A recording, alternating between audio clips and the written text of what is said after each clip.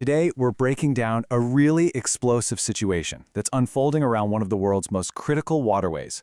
Seriously, a standoff between the US and Iran is pushing the entire region and, the global economy right to the very edge. So let's get into what's going on. And we're going to start right at the flashpoint, an uncensored, very direct threat from the US president to Iran, posted on social media for everyone to see. This isn't your typical diplomatic language. This is a raw ultimatum that has put the whole world on high alert. And this isn't just tough talk. The threat gets incredibly specific, mentioning things like power plant day and bridge day. It's a crystal clear warning that civilian infrastructure is on the table, and it's all tied to a deadline that is coming up fast. So to really wrap our heads around the massive stakes here, we've got to look at the geography that's at the heart of all this. It all comes down to one narrow but unbelievably important body of water. This is it, the Strait of Hormuz. For literally centuries, it's been a vital artery for global trade. But right now, it's a strategic battleground. Iran's blockade here has these huge, cascading implications that could affect everything from the price of gas to the stuff you buy at the store. Let's just think about that number for a second. 20%. That's a fifth of the world's entire oil supply moving through this one single choke point. The blockade has already sent energy prices spiking, and that's fueling fears of higher inflation all over the world. But really, this is about so much more than just oil. This strait is a crucial channel for goods that millions of people depend on for their actual daily lives. We're talking everything from the fertilizer needed to grow food to essential medicines and technology. This quote just perfectly captures the tension of the moment. The BBC's Orla Green is describing this deceptively calm scene on the surface, with ships just sitting there, idle. But just under that water, a high-stakes geopolitical conflict is brewing, and Iran is holding a very, very powerful weapon. So let's move on and see how this all builds into a direct standoff between the two countries. Both of them have laid out these really clear but completely conflicting conditions for how to end this crisis. And the standoff basically boils down to this fundamental disagreement. The U.S. is demanding the immediate, no-strings-attached reopening of the strait. But Iran is saying, nope, that will only happen when a new system of tolls is created to pay for war damages. There really doesn't seem to be any middle ground here. This pressure has been building for weeks. The U.S. president has issued this series of escalating deadlines only to keep pushing them back. This whole pattern of threats and delays has only made the situation way more volatile and honestly unpredictable. And what's making this all so uncertain is the contradictory messaging.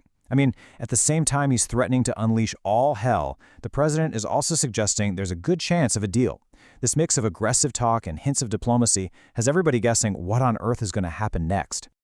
Okay, so while all these high-level threats are flying around, something dramatic happens on the ground. And it perfectly highlights the information war that's being fought right alongside the physical one. It all revolves around the rescue of a downed U.S. airman inside Iraq. So, the U.S. presented this mission as this incredible success story. The president described it as a daring, dangerous raid, something seldom attempted, to rescue a wounded airman from deep inside enemy territory. It was framed as this just heroic display of military power. But then you have Iran telling a completely different story. Their military spokesman described the exact same event as a total failure for the United States. He even compared it to the famously failed U.S. hostage rescue mission from back in 1980, Operation Eagle Claw. And this is where it gets really tricky. This correction from a major news outlet shows you just how hard it is to get clear facts in the middle of a conflict. So, an initial dramatic report of a firefight had to be walked back later. It's just a powerful reminder that in the fog of war, the first casualty is almost always the truth. And this fog of war isn't just about one disputed rescue mission. It's a symptom of a much, much bigger problem. This conflict is not happening in a bubble. So let's pull back and see how these tensions are just spilling across the entire region, igniting other long-simmering conflicts.